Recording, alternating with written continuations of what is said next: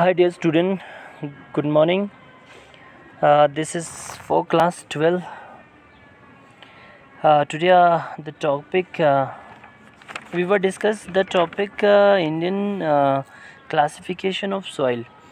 The continuous topic yesterday we were finish the alluvial soil and the black cotton soil, जिसमें आप लोगों को बताया था कि mostly black cotton soil found in which areas in which state and which region ज़्यादातर जो पाया जाता है। कल हम आप लोगों को फिजियोग्राफिक डिवीज़न के हिसाब से भी बताया था कि मोस्टली द पेनिनसुलर प्लेटिव एरियाज़ जहाँ पे ज़्यादातर हमें ब्लैक सॉइल पाया जाता था,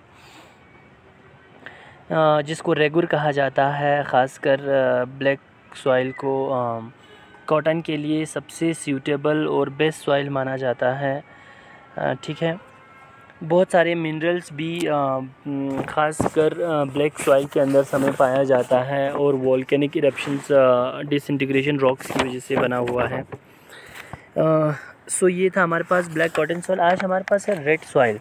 ठीक है, तो देखें रेड सॉइल आप लोगों को ये देखें, नोट्स भी साथ साथ में बनाते जाएं आप लोग ज़रूर।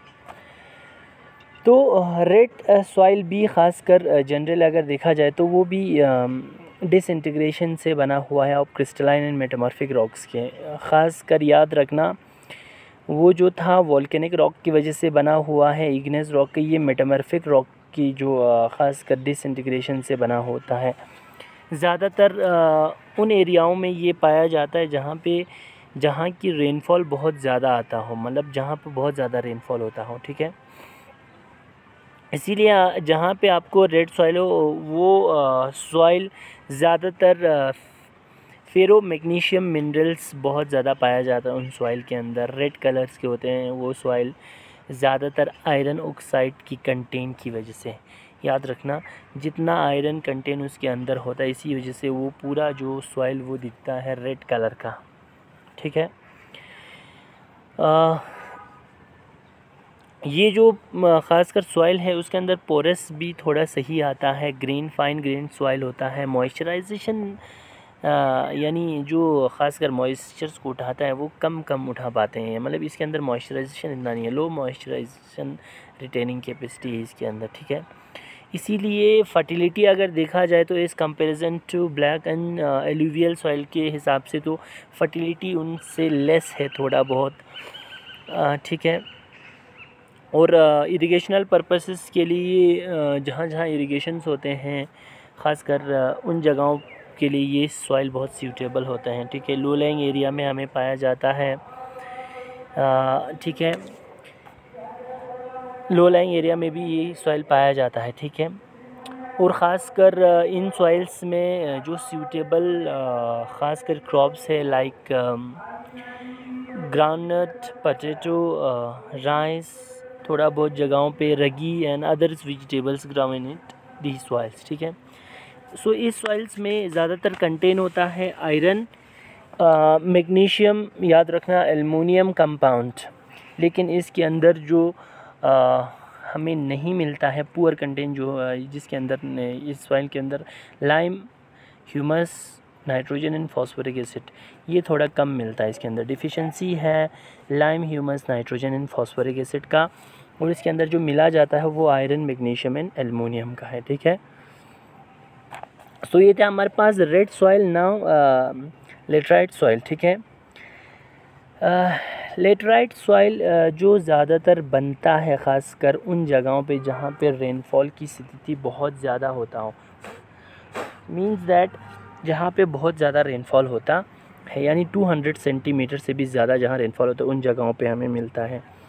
क्योंकि ये जो बना हुआ ये सॉइल ये ज़्यादातर रेनफॉल की वजह से उन जगहों पे ज़्यादातर लाइम और सिलिका की वॉशिंग, बहुत सारे जिन सॉइल्स के अंदर जहाँ जिन जगहों पे जिन सॉइल्स में लाइम और सिलिका की, ठीक है, लाइम और सिलिका की बहुत ज़्यादा कंटेन हो, उनको वॉशअप करके उन जगहों पे रखा जाता है, उन्हें हम लेटरेट सॉइल बोला जाता है। ठीक है, दिस आर मेनली फाउंड, ज़्यादातर जो पाया जाता है वो ख़ासकर हमें टॉप हिल्स पे पाया जाता है, माउंटेन्स के। ठीक है, जहाँ ह्यूमिड क्लाइमेट हो, लाइक हमारी ट्रॉपिकल रीजन्स में अगर बोला जाए, या जम्मू कश्मीर के टेम्परेट रीजन में बोला जाए, और हमारे ख़ुद ख़ासकर नॉर्दर्न प्लेन बोलो, मोस्टली प्लेटिव रीजन्स, और थोड़ा बहुत कोस्टल एरिया बोलो, उन जगहों पे डेक्कन प्लेटिव, वेस्टर्न घाट, ईस्टर्न घाट के आसाम, मैसूर, मालवा, राजमहल हिल्स, इन जगहों पे जहाँ बहुत ज़्यादा बारिश भी होता है, और रीजन थोड़ा माउंटेनस रीजन भी है। ठीक है, यहाँ का जो ख़ासकर रीजन है वो टेम्परेट एज वेल एज सब ट्रॉपिकल रीजन्स भी पाया जाता है। ठीक है, तो मानसूनल कंडीशंस में ये सॉइल बहुत ज़्यादा बनता है। ठीक है, और ख़ासकर लीचिंग की प्रोसेस चलता है इनसे।